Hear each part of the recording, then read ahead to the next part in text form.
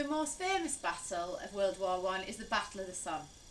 Not is it only famous for because obviously the most men were actually killed at the Battle of the Somme, but also it was something that was seen that after this battle it would be a turning point in the First World War, and then eventually the British and French would go on to win by November 1918. So, as I was talking about before with the Battle of Verdun, while the French were struggling away at Verdun to try and hold the Germans back, and they were equally suffering about equal losses in terms of on both sides at Verdun, the British Army, they were meant to be doing this with the French as well, the Battle of the Somme, but the British Army had to move and do it on their own because obviously the French were struggling so much during the Battle of Verdun. So what happens is this then. If you take a look at the map, you can see that it starts on the 1st of July at 7 o'clock, and our troops are ordered to go over the top. Now before they'd gone over the top, what had happened was there'd been a whole 7 days of artillery bombardments by our artillery guns onto the enemy trenches. So that is what had happened. We constantly used our artillery guns to try and bomb the German trenches to bits. That was the hope. And you'll have heard of this man before, General Haig. What he decides to do is that's going to be the original tactic. They're going to follow the tactics of attrition again. And as we go over the top, he promised our soldiers that they could walk over it, walk in pace, because there won't be a rat alive, okay? So they were really pleased to hear that obviously the British troops would hope that would be the case.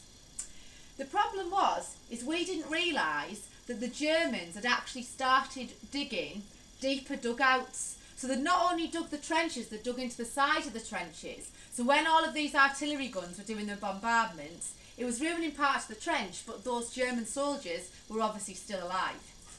This became a huge problem when we went over the top, because as our men marched forwards over towards where the German trenches were, the front lines, the Germans came out of the deeper dugouts and started killing loads of our men with machine gun fire.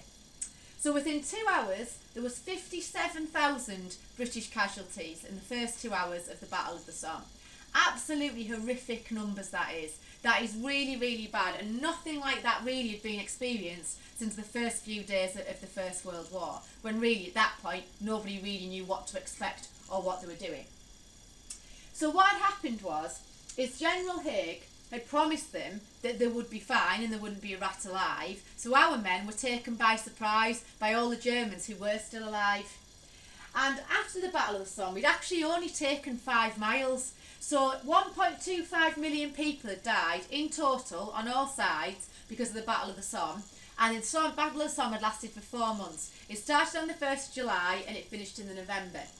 Meanwhile, obviously Verdun had still been going on, and that didn't actually end until the December of 1916.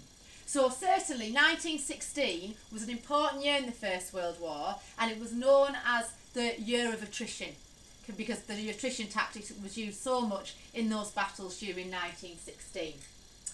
And the thing about it is although this helped, the Somme helped relieve pressure at Verdun, obviously we did suffer heavy losses, but what it did show that in the long run we would be able to outlast the Germans. So in a way it was a turning point. But something that is important for you to remember about the Battle of the Somme is there were so many men lost. Obviously the people at home were really unhappy about this, but all General Haig had to say on the matter, when the Prime Minister said, what am I going to tell all the people and the relatives at home, he said, well, you're just going to have to tell them to bear the losses, because ultimately he said the attrition tactic was what everybody was using, the only thing we had really at our disposal, so they would just have to get on with it. It was a war and they should expect to suffer losses. That's why really, to be quite honest, the Prime Minister and General Haig never really got on, because if the Prime Minister actually told everybody the complete truth of what was happening, they would have wanted to end the war straight away. So that is the Battle of the Somme, okay? Week-long artillery bombardment, followed by them going over the top, but unfortunately there's a lot more Germans alive than our British troops had thought previously would be the case.